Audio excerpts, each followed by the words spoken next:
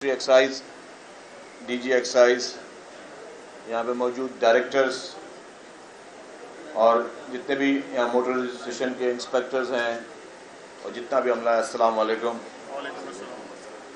آج ہم یہاں جمع اس لیے ہوئے ہیں کہ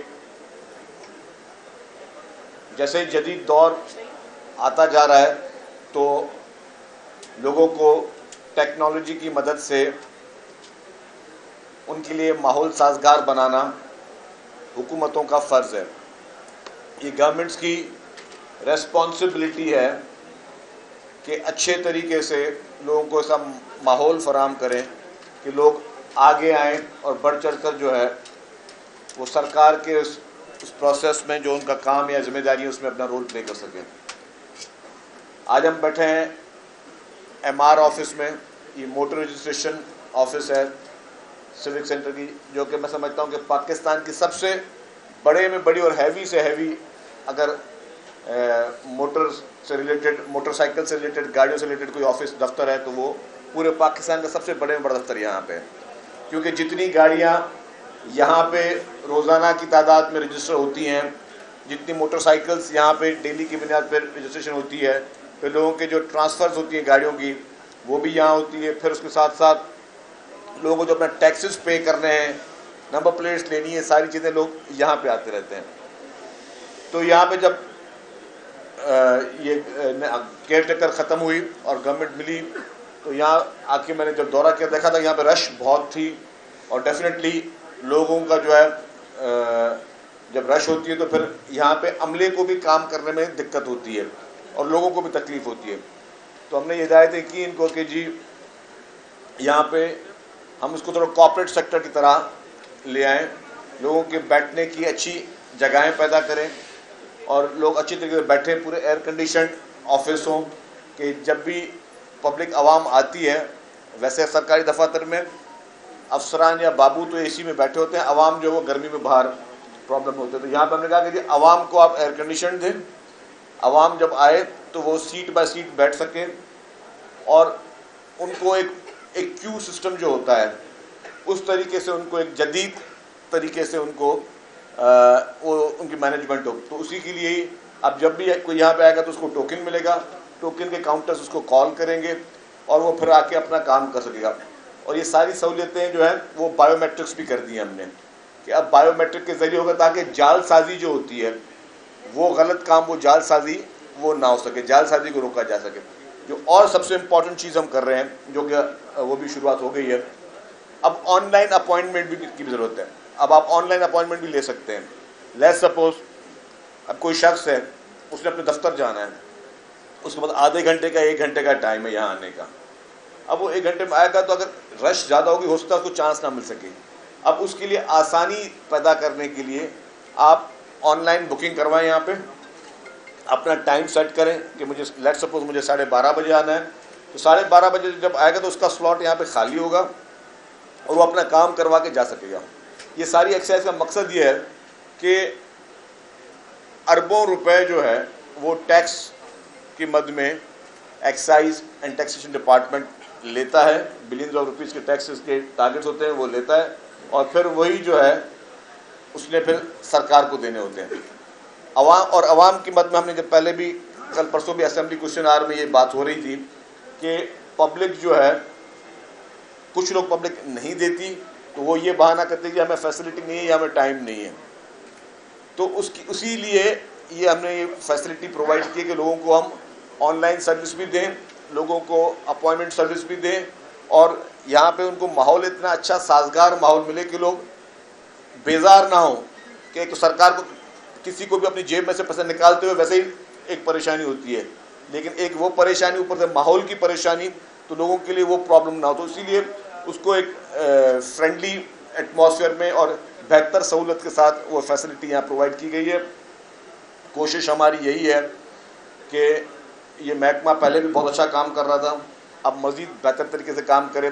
میں نے پہلے بھی یہ کہا کہ اب ہم لوگ اس کو ایک تو یہ آفس آپ نے دیکھا کہ پورا کراچی کا مین آفس یہ سیوک سینٹر کراچی میں ہے، ایک آفس ہم کسی اور شاید ڈسٹرکٹ ہاؤس میں کھولیں اور کھولنے جا رہے ہیں، وہ ہم ایسے موڈ میں لے کے جا رہے ہیں کہ جو رات کو 9 بجے تک وہ آفس چلے اور لوگ رات کو لیٹ بھی آئیں اور وہ ایک پریمیم سروس بھی وہاں پہ کاؤنٹر شروع کریں. لوگ لیٹ بھی اگر آئیں اپنے دفاتر سے فارغ ہو کے تو وہاں پہ اپنے پراپرٹی ٹیکس دینے ہیں, اپنے ایکسائز ٹیکسز دینے ہیں یا اپنے پروفیشن ٹیکس دینے, وہ سارے وہاں پہ پے کر سکیں. ایک ہم کاؤنٹر اور بنانے جا رہے ہیں جو ابھی انڈر پروپوزل ہے. خواتین کے لیے مخصوص ہم کاؤنٹر ایک بنانے جا رہے ہیں جہاں پہ ہمارے ایکسائز کی جو انسپیکٹر ہوں گی وہ بھی خاتون ہوں گی, وہاں ای ٹی او جو ہوں گی وہ بھی خاتون ہوں گی, وہاں پورا عملہ بھی خواتین کا ہوگا. کہ اگر کچھ خواتین جو ہیں وہ اس ماحول سے, اگر وہ زیادہ اس رش والے ماحول میں ہوگا جس میں خواتین کو پرائرٹی دی جائے گی, صرف خواتین ہی وہاں پہ جا کے اپنے یہ اس طرح کے مسائل جو ہیں, جو اس طرح کے کافی گھر ہیں, گھریلو خواتین ہیں جن کے گھر میں مرد نہیں ہیں اور وہ انکمفرٹیبل فیل کرتی ہیں, تو ان کے لیے پھر ایک بہتر ماحول پرووائڈ کیا جائے. تو خواتین کے لیے مخصوص آفس بھی ایکسائز کا ڈیسک کام کرنے جا رہے ہیں. ایک اور جو چیز اس وقت ہمارے پاس پروپوزل میں ہے کہ ہوم سروس بھی شروعات کریں ہم, کہ ہم اس کے وہ ہوم سروس ہوگی, وہ چارجڈ ہوگی. وہاں پہ آپ کو سروس فیس پے کرنی پڑے گی سرکار کو, کہ کیونکہ آپ ایک سروس اپنے ڈور اسٹیپ پر لے کر آ رہے ہیں, تو وہ آپ نے ضرور لوگوں کو وہ سروس دیں گے, اس کے لیے آپ چارجز دیں گے. یہ میں پہلے بھی کہہ رہا ہوں, ہم سب کا فرض ہے کہ ہم ٹیکس دیں. پوری قوم نے اپنے ٹیکسز دینے ہیں. ہم سرکار سے شکایتیں کرتے ہیں اور ڈیفینیٹلی سرکار سے شکایت کرنا اچھی بھی بات ہے, کیونکہ سرکار کی ذمہ داری ہوتی ہے جو سرکار کے کام ہوتے ہیں, جو ان کے زمرے میں کام ہوتے ہیں. لیکن زیادہ بہتر شکایت کا موقع تب ہوتا ہے جب ہم اپنے ٹیکسز پورے کریں, سرکار کو ٹیکسز دیں, سرکار کو کہ جو بھی واجب الادا ہے وہ ہم ٹائملی دیں, تاکہ سرکار کا جو کام ہے وہ بہتر طریقے سے ہو سکے. تو اسی لیے ہی یہ انوائرمنٹ, یہ ماحول, اچھا ماحول میں یہ چیزیں شروع کی گئی ہیں. انشاءاللہ میں کراچی کے شہریوں کو اس پہ ویلکم بھی کہتا ہوں کہ دفتر میں آئیں, اور جو بھی آپ کے رجسٹریشنز ہیں, آپ کو نمبر پلیٹس لینی ہے, جو بھی آپ کے یہاں پہ ایم آر میں جو کام ہے اس کے لیے آپ یہاں پہ تشریف لے کر آئیں, اور آپ جو ہے آپ کو ایکسائز ڈپارٹمنٹ بہتر سے بہتر سہولت دے گا. ہم نے کمپلینٹ سینٹرز بھی, کمپلینٹ نمبرز بھی دے رہے ہیں یہاں پہ. اگر کسی کو کوئی عملے سے شکایت ہے, کوئی ایکسائز کا آفیسر آپ کے ساتھ اگر جو ہے کوئی غلط بات کرتا ہے یا کوئی غیر قانونی بات کرتا ہے, تو بھی آپ اس نمبر پہ شکایت درج کریں, اس آفیسر کا نام لکھیں, اس پہ ایکشن ہوگا. کیونکہ ہم چاہتے ہیں کہ ایک بہتر ماحول میں جو ہے ہم اس محکمے کو, پوری سندھ گورنمنٹ کو آگے لے کر چلیں. اچھا جتن صاحب, ایک تو نان کسٹم پیڈ گاڑیاں, ایک رجسٹرڈ گاڑیوں کے نمبر لگا کے بھی لوگ چلا رہے ہوتے ہیں, ایک نمبر کی 3-4 گاڑیاں بھی کراچی شہر میں نظر آئی ہے.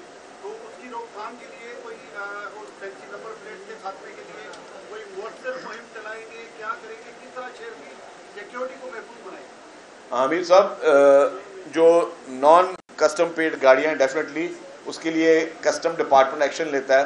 جہاں تک آپ نے بات کی کہ ایک ہی نمبر پلیٹ 2-3 گاڑیوں میں لگا ہوا ہے, یہ بہت بڑا کرائم ہے, اور اس پہ بھی ہم نے ایکشن شروع کیا. آپ نے کافی عرصے سے دیکھا ہوگا کہ اب روڈ پہ ایکسائز ڈپارٹمنٹ کی ویزیبلٹی آپ کو مزید بہتر نظر آئی ہوگی. یہ میں پہلے بھی کہتا ہوں کہ ہمارے پاس انفیکٹ شارٹیج آف اسٹاف ہے, اور انفارچونیٹلی اسٹے آرڈر کی وجہ سے ہمارے لیے بہت بڑا پرابلم ہے. گورنمنٹ کے ایک محکمے کو اپنی پرفارمنس, اپنی ایفیشنسی دکھانے کے لیے جو اسٹاف ریکوائرڈ ہے, جس کی ایس این ای منظور ہے, جس کا اشتہار آج سے 1 سال پہلے آ چکا ہے, جس میں وہ کینڈیڈیٹس آئی بی اے پاس وہاں پہ پاس ہو چکے ہیں, وہ کینڈیڈیٹ اس وقت جو ہے وہ کوالیفائی کرتے ہیں, لیکن بیکاز آف وہ جو اسٹے آرڈر کسی نے لیا ہوا ہے, اور اس اسٹے آرڈر کی وجہ سے یہاں کے نہ صرف ان نوجوان کے لیے جو کہ ان کو اگر نوکری مل جاتی تو شاید ان کے حالات بھی بہتر ہو جاتے, معاشی حالات ان کے بہتر ہوتے ہیں. حکومت کا جو اپنا کام کر رہی ہے, آج اگر ہمیں ٹارگیٹس جو ملتے ہیں اگر اچیو نہیں کر پا رہے ہیں کیونکہ ہمارے پاس شارٹیج آف اسٹاف ہے, تو وہ اسٹاف ہمارا پراپر ہو تو حکومت اپنا کام کر سکے, تو وہ ضرورت ہے. لیکن یہ چیکنگز وغیرہ چل رہی ہیں. کوئی بھی شخص اگر ایک نمبر پلیٹ کو, ایک نمبر کو 2-3 گاڑیوں میں لگائے گا تو وہ بالکل قابل قبول نہیں ہے. گاڑی امپاؤنڈ ہوگی, FIR لانچ ہوگی. اور ہم نے ابھی ریسنٹلی کافی گاڑیوں کی میں پکڑی, ابھی تک کوئی ہم 25-30 گاڑیاں امپاؤنڈ کر چکے ہیں. سندھ بھر میں اس طرح کی 25-30 گاڑیاں جو ہیں امپاؤنڈ کر چکے ہیں, FIR کاٹ چکے ہیں. اپلائڈ فار رجسٹریشن گاڑی بھی الاؤ نہیں ہے, ان رجسٹرڈ گاڑی بھی الاؤ نہیں, اور غلط نمبر پلیٹ لگانا از اے کرائم. اور ہم ابھی شاید اس کو اسمبلی کے ذریعے اور کیبنٹ کے ذریعے پاس بھی کرائیں, جو بھی غلط نمبر پلیٹ کرائے اس کے اس کرائم کی سزا کو بڑھانے ہم جائیں گے انشاءاللہ تعالی۔ یہ بتائیں کہ آج آپ مسجد ہے عوام کو سہولت دینے کے لیے، لیکن وزیر اعظم کے حوالے سے آج اخبارات میں بینر ہیڈ لائن ہے، اس میں وہ کہہ رہا ہے کہ جو عدالت میں کالی بھیڑے ہیں وہ اس بات پر مزید ہے کہ وہ بانی PTI کو رہائی دے، اس کو جو ہے وہ اپنا ضمانت دے، اور وہ کالی بھیڑے روزانہ صلاح مشورے کریں۔ یہ وزیر اعظم کہہ رہا ہے، آپ کیا کہیں گے؟ دیکھیں، پرائم منسٹر صاحب نے کل جو بات کی، انہوں نے مختلف زمرے میں بات کی ہے، اور ڈیفینیٹلی ان کے خدشات غلط نہیں ہیں کہ اس ملک میں آپ نے ایڈریس کرنا ہوگا۔ کل میں نے بھی ایک چھوٹی پریس کانفرنس کی تھی، آپ بھی وہاں موجود تھے۔ میں نے کوئی ایک الزام نہیں لگایا اس پریس کانفرنس میں۔ ایک ہوتا ہے کہ الزام لگانا، میں عمران خان پہ کوئی الزام لگا رہا ہوں یا اس پہ کوئی ایلیگیشن لگا رہا ہوں، نہیں۔ میں نے ان کے اپنے منہ سے کہی ہوئی باتیں، جو انہوں نے خود عمران خان نے اپنے منہ سے باتیں کی ہیں، اور پھر پاکستان کے جو میں کہتا ہوں کہ جو ہمارے اشرافیہ ہے یا پاکستان کے میں صحیح جو فلنتھراپسٹ ہیں، جو ہمارے قومی ہیروز ہیں، میں نے عبدالستار ایدھی مرحوم کا نام لیا، میں نے ڈاکٹر اسرار مرحوم کا نام لیا، میں نے حکیم سعید مرحوم کا نام لیا، یہ آپ کے پاکستان کے قومی ہیروز ہیں۔ میں نے کہا کہ پاکستان کے قومی ہیروز عمران خان کی لانچنگ سے پہلے عمران خان کے لیے کیا کہہ رہے ہیں، یہ ایک کوشچن مارک تھا کہ ان کو کیسے پتا تھا کہ ایک شخص لانچ ہو رہا ہے۔ اور یہ بہت بڑا دانا لوگ ہیں، مطلب ایک دانشور لوگ ہیں۔ حکیم سعید کم دانشور نہیں تھا، ڈاکٹر اسرار کم دانشور نہیں تھا، عبدالستار ایدھی رول ماڈل ہے۔ کون سا پاکستانی جو عبدالستار ایدھی نہیں بننا چاہے گا، جس کی خواہش نہیں ہوگی میں عبدالستار ایدھی بنوں؟ تو یہ وہ پاکستان کے جو نامور ہستیاں ہیں، انہوں نے عمران خان کے بارے میں اس کی لانچنگ سے پہلے کی یہ پیشن گوئیاں کی تھی کہ اس کو کوئی ملک لانچ کرنا چاہ رہے ہیں اور اس کا مقصد پاکستان کے خلاف ہے۔ اور تو اگر کوئی آج اس چیز کو نہ سمجھنا چاہے، اس کی مرضی ہے، کوئی شخص اس کو آج نہ دیکھنا چاہے، اس کی مرضی ہے۔ کیا کس کو نہیں پتا کہ 2018 سے پہلے عمران خان کی تقریر ہے، سارے ٹی وی چینل نکال لیں، سارے ٹی وی چینل نکال لیں کہ 2018 سے پہلے عمران خان نے قرضے معاف کروانے والوں کے بارے میں کیا کہا تھا، اور جو لوگ سہولت کار بنتے ہیں قرضے معاف کروانے میں، ان کے بارے میں کیا کہا تھا۔ میں ابھی کوئی بات کہوں گا تو شاید میں اپنی طرف سے میرے الفاظ ہوں گے نا، آپ عمران خان کی اپنی زبانی نکالیں۔ اور پھر جو میں نے کل وہ ارشد شریف شہید کی جو پروگرام کی ویڈیو چلائی، جس میں وہ لائنیں پوری لسٹیں بنی ہوئی ہیں کہ اربوں روپے ایک ایک شخص کو، اربوں روپے 20 ارب 40 ارب روپے لوگوں کو معاف کیے گئے ہیں، عمران خان نے معاف کیے ہیں۔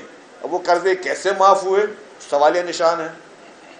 پاکستان کے جتنے بھی ادارے ہیں ان کو اس پہ ایکشن لینا چاہیے، جتنے بھی ادارے ہیں، چاہے وہ FBR ہو، چاہے وہ اینٹی کرپشن ہو، چاہے وہ نیب ہو، چاہے وہ باقی ادارے جو چھوٹے چھوٹے چیزوں پہ نیب بیٹھ کے نوٹس بھی لیتی تھی اور ساری چیزیں کری ہوتی تھی۔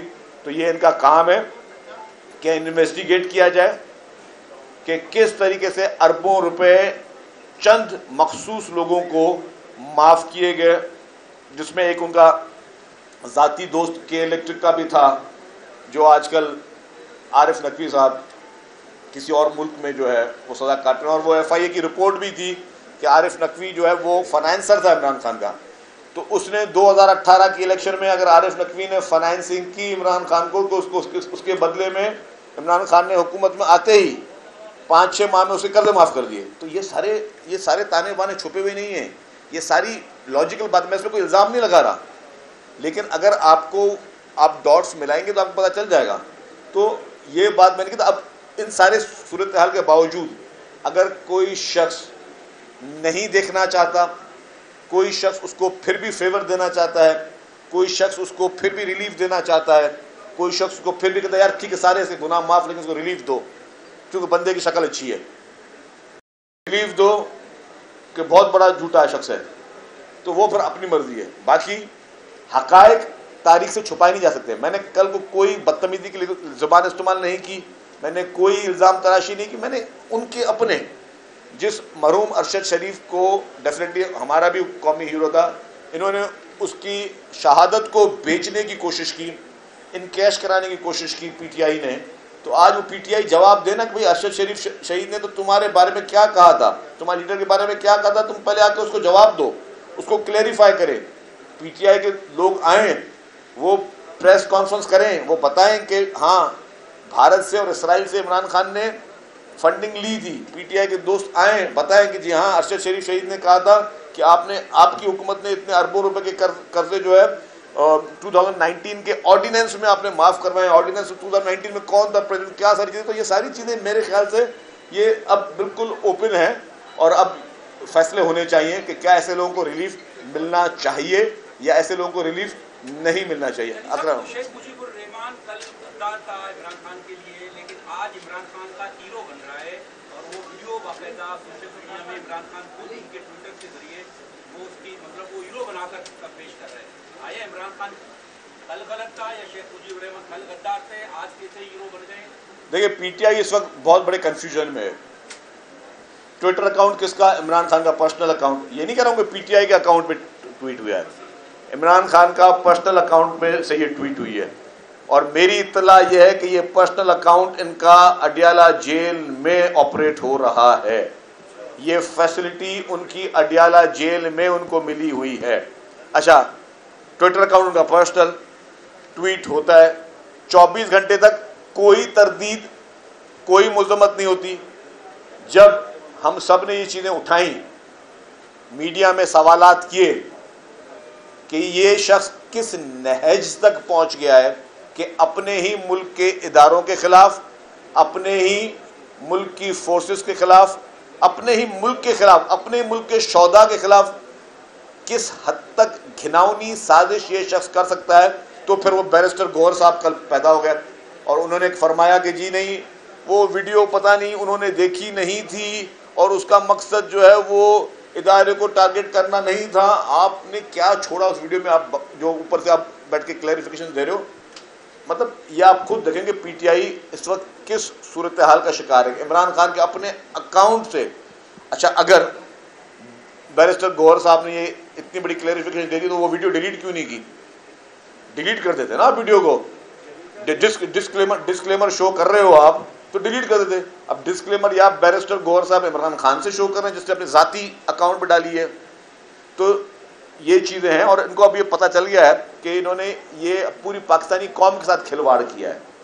مطلب آپ کس حد تک گر سکتے ہو کہ اپنے اقتدار کی لالچ میں, اقتدار کی ہوس میں آپ اپنے ملک کو داؤ پہ لگانے کے لیے تیار ہو, ملک کے خلاف زہریلے ترین پروپیگنڈا کرنے کے لیے تیار ہو, ملک کے نوجوانوں کو زہریلے انتشار میں لانے کے لیے تیار ہو, ملک کے نوجوانوں کو اپنے مقاصد کے لیے استعمال کرنے کے لیے تیار ہو, ملک کی پوری قوم کو آپ جو ہے اپنے مقاصد کے لیے گمراہ کرنے کے لیے تیار ہو. آپ کس حد تک گر سکتے ہو, یہ ساری چیزیں سوالیہ نشان ہے. فیصل صاحب,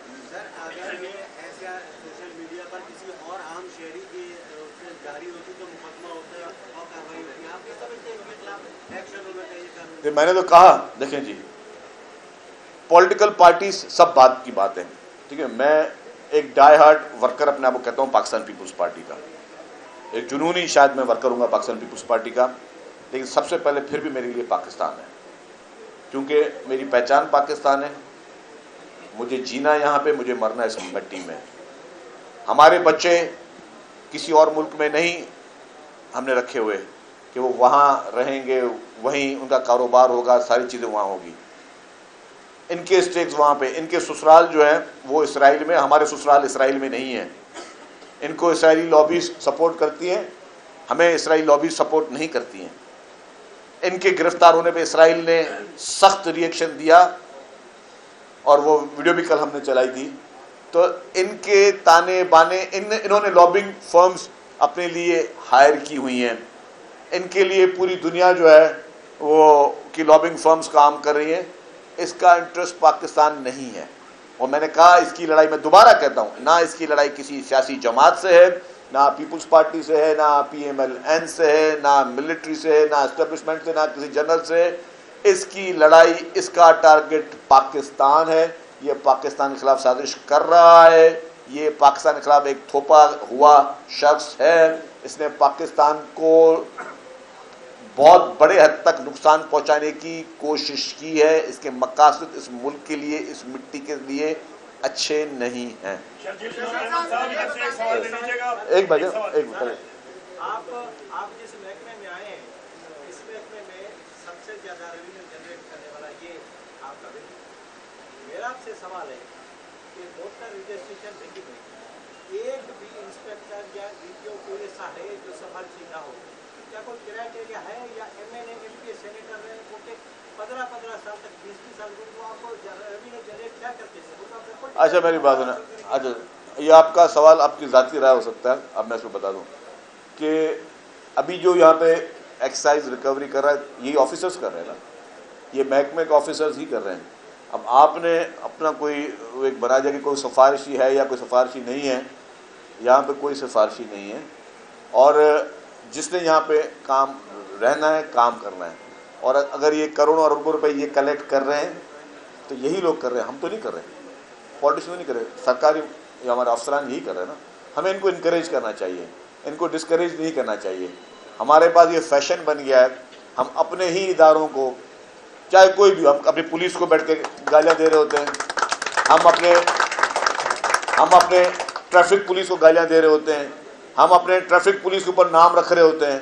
کبھی کسی نے سوچا کہ ٹریفک پولیس والا جو ہے, جو کم سیلری میں اس دھوپ میں بھی کہیں 52 ڈگری چل رہا ہے تو کہیں 55 ڈگری چل رہا ہے, اس میں بھی دھوپ میں بیٹھ کر وہ آپ کی ٹریفک کو مینیج کر رہا ہے. ہم نے کبھی سوچا ہے؟ ہم نے کبھی ان افسران کو, ان سپاہیوں کو دیکھا کہ بیچارے یہ اپنی زندگی کس طرح گزار رہے ہوتے ہیں؟ ان کے بھی گھر ہوتے ہیں, ان کے بھی فیملیز ہوتی ہیں, یہ بھی اسی معاشرے میں اسی مہنگائی میں بیٹھ کر کام کر رہے ہیں. تو ہمیں اپنے ان فورسز کو ہمیشہ انکریج کرنا چاہیے. ہاں جہاں پہ ان کی کوتاہیاں ہیں, غلطیاں ہیں, وہاں پہ ان کو جو قانون کے زمرے میں آ کے جو پنشمنٹس ہیں وہ بھی ملتی ہیں, لیکن ہمیشہ ہمیں ایک سویپنگ اسٹیٹمنٹ ہے کہ کسی بھی فورس کے بارے میں, کسی بھی شخص کے بارے میں جو ہے نا وہ نہیں کرنا چاہیے. میرا سوال نہیں, لیکن یہ الزامات جو ہے نا یہ آج پہلی دفعہ نہیں لگے. جی ایم سید صاحب پہ یہ الزامات لگے, پاچا خان پہ یہ الزامات لگے, محترمہ فاطمہ جناح پہ یہ الزامات لگے. 77 میں جب آپ کے خلاف آپریشن کر رہی تھی تو آپ پہ بھی اسی طرح کے الزامات تھے. ہائی جیکنگ کیس میں نواز شریف پہ یہی الزامات لگے. تو اس ریاست میں تو یہ ہوتا رہا ہے کہ جو آج غدار ہے وہ ہو سکتا ہے کل وفادار ہو جائے. تو یہ الزامات کی باتیں چھوڑیں اور آگے چلنے کا راستہ نکالیں. اس میں سوال کیا تھا؟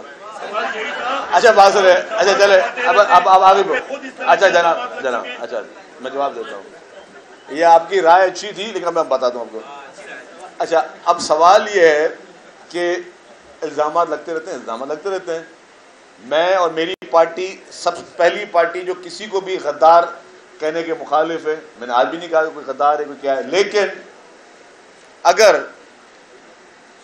میں نے تو اسکالرس کے نام لے لیے, دانشوروں کے نام لے لیے, ایک شخص بیٹھ کر ایک شخص کی گرفتاری, مجھے بتائیں کہ چلے پیپلز پارٹی کی لیڈرشپ گرفتار ہوئی, پی ایم ایل این کی لیڈرشپ گرفتار ہوئی, اے این پی کی لیڈرشپ گرفتار ہوئی, جتنی پارٹیوں کا آپ نے نام لیا سب گرفتاری.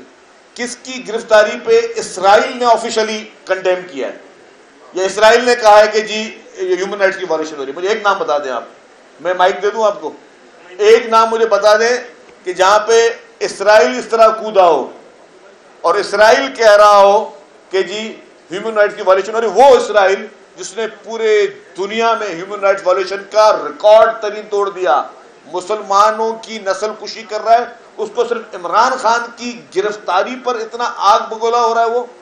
تو میرے بھائی میں کوئی سویپنگ اسٹیٹمنٹ کبھی بھی کسی کے خلاف نہیں دے رہا. میں نے تو کل بھی جو بات کی میں نے کوئی اسٹیٹمنٹ نہیں دی, میں تو کہہ رہا ہوں میں ان کی کہانی ان کی زبانی بتا رہا ہوں کہ وہ شخص جب پرائم منسٹر تھا, جب اس کو 3.5 سال پرائم منسٹر تھا, اس سے پہلے اس نے بڑا سیاسی کیریئر رکھا ہے.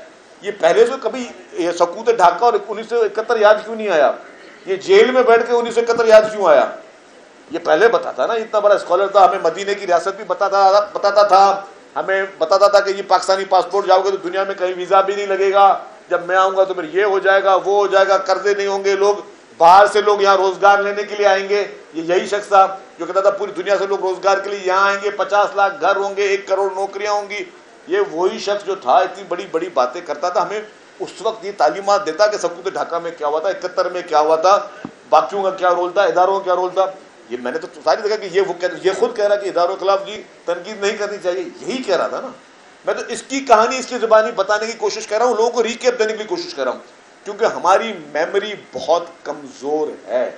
اور آپ نے کہا کہ باقی پارٹیاں, الحمدللہ میں کسی اور پارٹی کا نہ اسپوکس پرسن ہوں نہ اس کا کوئی ٹھیکیدار ہوں. ہاں, میں اپنی پارٹی کا ادنا سا کارکن ہوں. میری پارٹی کا میں کہہ سکتا ہوں, میری پارٹی نے پاکستان کی ہسٹری کا بدترین انتقام سہا ہے. میری پارٹی نے, پاکستان پیپلز پارٹی نے پاکستان کی تاریخ کا بدترین جو ہے وہ تشدد سہا ہے.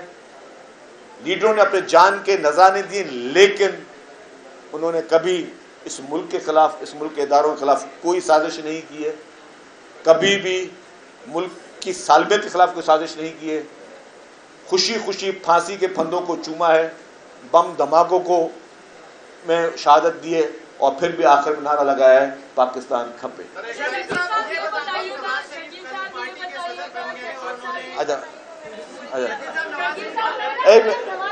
لیڈیز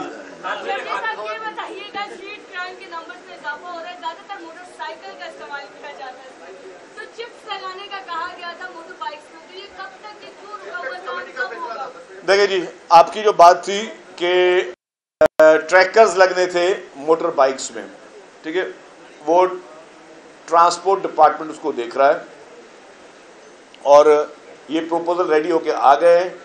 مجھے یاد ہے جو لاسٹ ہماری کیبنٹ تھی لاسٹ گورنمنٹ میں, اس میں یہ ساری چیزیں اپروو ہو گئی تھیں. پھر کیئر ٹیکر, میں نے کہا کہ کیئر ٹیکر نے اس بار ہمارے بڑے پروگرام, بہت بڑے پروجیکٹس کو جو ہے اسٹال کیا ہے, ان کو بہت زیادہ ڈیلے ہوئے ہیں. تو اب دوبارہ جو ہے اس پہ کام شروع ہو جائے گا. جنڈیر صاحب, لاسٹ کوشچن جنڈیر صاحب کا. کل جو ہے وہ نواز شریف پارٹی کے صدر منتخب ہو گئے اور انہوں نے کہا ہے کہ جو ثاقب نثار تھے ان کا فیصلہ ردی کی ٹوکری میں چلا گیا. اس کو آپ کیسے دیکھتے ہیں, کیا تبصرہ کریں گے؟ سوری سے اگین. ثاقب نثار کا فیصلہ ردی کی ٹوکری میں چلا گیا, اس پہ آپ کیا؟ دیکھیں جی, ثاقب نثار صاحب کا نام اس ملک میں کوئی اچھے الفاظوں میں کبھی یاد نہیں کرے گا, آپ کو بھی پتہ ہے. وہ بہت بڑا سہولت کار تھا اس مشن عمران خان کا. مشن عمران خان جب لانچ کیا گیا تو جو اس میں کچھ چند سہولت کار تھے, اس میں ثاقب نثار کا نام سنہری الفاظ میں لکھا جائے گا. بہت ہی اس شخص نے اپنے ادارے کو ملائن کیا ہے, اس کو لیٹ ڈاؤن کیا ہے, اور اس کے تمام فیصلے, ثاقب نثار کے تمام فیصلے کوشچنیبل ہیں. میری خواہش ہوگی کہ اس نے جس طرح ذاتی خواہشوں پہ لوگوں کے وہ فیصلے دیے ہیں, جس طرح ثاقب نثار نے اپنی ذاتی فائنینشیل انٹرسٹ کے لیے, اپنے فیملی کے فائنینشیل انٹرسٹ کے لیے, دوستوں کی خواہشات پر اپنے آپ کو ایک ہیرو ثابت کرنے کے لیے جس طرح قانون کی اور آئین کی دھجیاں اڑائی ہیں, judicial commission of Pakistan Saqib Nisar کے تمام فیصلوں کو دوبارہ سے دیکھے. Thank you very much. اللہ حافظ.